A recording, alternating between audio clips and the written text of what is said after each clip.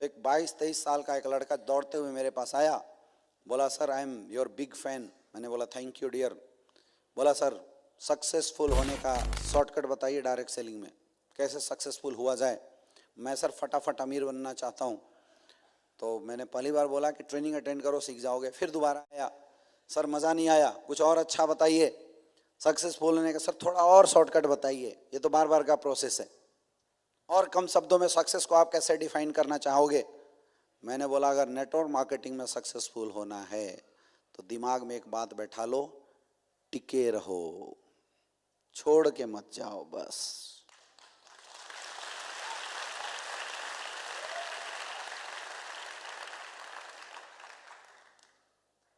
जो टिक गया वो पालेगा, क्योंकि एजुकेशन तो हम लोग ठोक ठाक के सिखा देंगे, ये कोई बड़ी बात नहीं है, सिखा देंगे। हमारे साथ बड़ी उठपटांग लोग आए।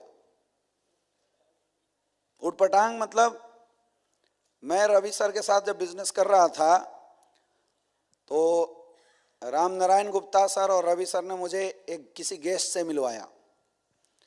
तो वो ओशो के बहुत बड़े भक्त। जब मैं उसके घर में गया तो हमें चेयर पे बैठा और पहले 1 घंटा वो डांस किया गाना बजा के। मतलब वो गाना बजाना पूरा साउंड सिस्टम ऑन किया और 1 घंटा मस्त एकदम गाना बज रहा था, वो नाच रहा था, गाना बज रहा था, वो नाच रहा। 1 घंटा। और है रे हमारी पेशेंस, 1 घंटा पहले हम उसका पूरा डांस देखे। वो पूरा बिल्कुल पसीने पसीना हुआ। उसके बाद बोला सर अब बैठिए और अब प्लान बताए। उसका शर्त था 1 घंटा डांस देखोगे तो प्लान सुनेंगे। ऐसे ऐसे लोग मेरे पल्ले पड़ते थे और हम देखते थे। जब काउंसलिंग करने हम उसके घर गए तब उसने मुझे डांस दिखाया और हमारे अंदर ये बड़ा कूट कूट के भरा हुआ था। हम हर बार देखे, गुस्सा तो आता था लेकिन ताली बजा के बोलते थे सर वाह मजा आ गया।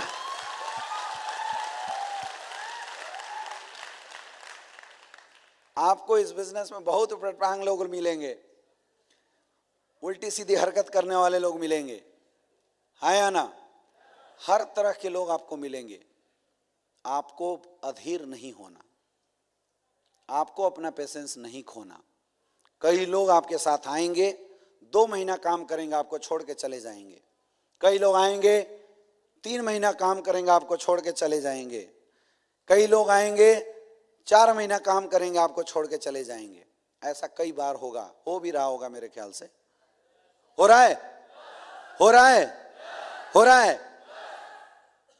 होता क्या है, कुछ दिन के बाद हम भी निकल जाते हैं। यही तो है प्रॉब्लम। अच्छा आपको क्या लगता है कि मेरे साथ वो सारे लोग जो ज्वाइन हुए अभी तक टिके हैं, हमें छोड़ के लोग नहीं गए? गए होंगे, नहीं गए होंगे? अरे पुराने चेहरे तो बचते ही 10-20% हैं, बाकी तो सारे नए। मैं तो मार्केट 3 साल से छोड़ रखा हूं, 3 साल से मैं फील्ड में नहीं जाता हूं। तो 3 साल ऐसे कितने लोग हैं जिनको ज्वाइन किए हुए 3 साल हो रहा है? हाथ ऊपर करो।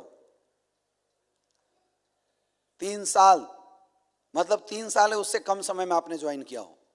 1 महीना, 2 महीना, 1 दिन, 2 दिन से लेके 3 साल तक, ऐसे कितने लोग हैं? नहीं समझ में आया क्या?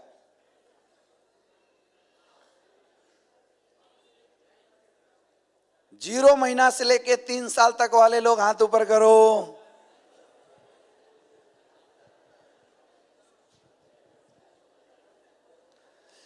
आप में से किसी की भी ज्वाइनिंग मैंने नहीं कराया, है या ना? लेकिन मजे की बात है कि जब जब आप मार्केट में जाते हो, जब जब आप सेल भेजते हो, तब तक मेरे घर में पैसे आते हैं।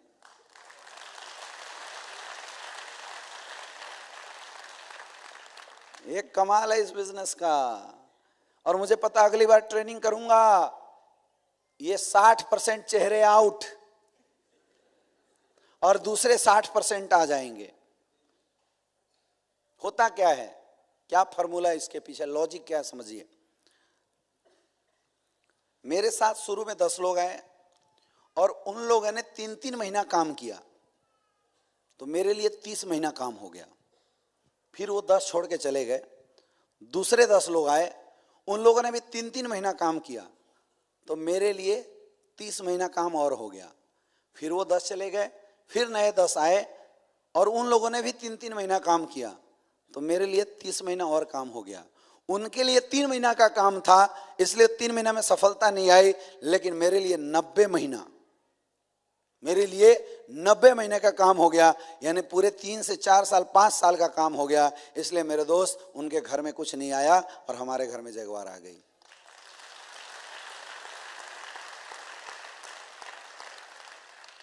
क्योंकि लोग आके चले गए, उससे क्या, काम तो हुआ ना, काम तो हुआ ना आपके लिए। यस या नो?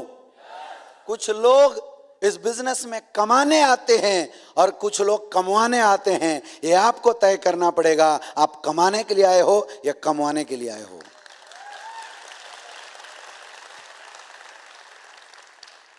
किस लिए आए हो? आवाज नहीं आ रहा है, अच्छे से हाथ ऊपर करके बोलो। कमाने के लिए आए हो या कमवाने आए हो? अगर कमाने आए हो तो 2 से 3 साल टिक के बिजनेस करना, टिके रहना। लोग आए जाए, निकले भागे, कोई फर्क आपको नहीं पड़ना चाहिए। आपको 3 साल टिकना है, पेशेंसफुली। टिक सकते हो? टिक सकते हो? 3 साल तक एजुकेशन ले सकते हो?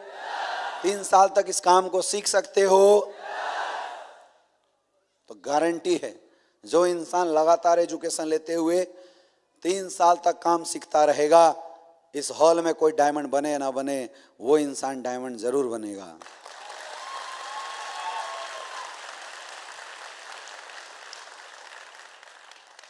हमारा मन कितना शांत है। इस पूरे हॉल में लगभग 26 स्पीकर की आवाज पे मैं बात कर रहा हूं, लोगों की नजर इधर कम, और वो बेचारा बच्चा अकेले उधर हल्ला कर रहा है और सबकी नजर वहां चली गई। और उसकी ताकत देखो,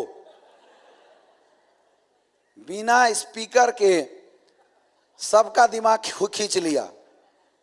बड़ा होके लगता है बहुत बड़ा नेटवर्कर बनेगा। नेक्स्ट,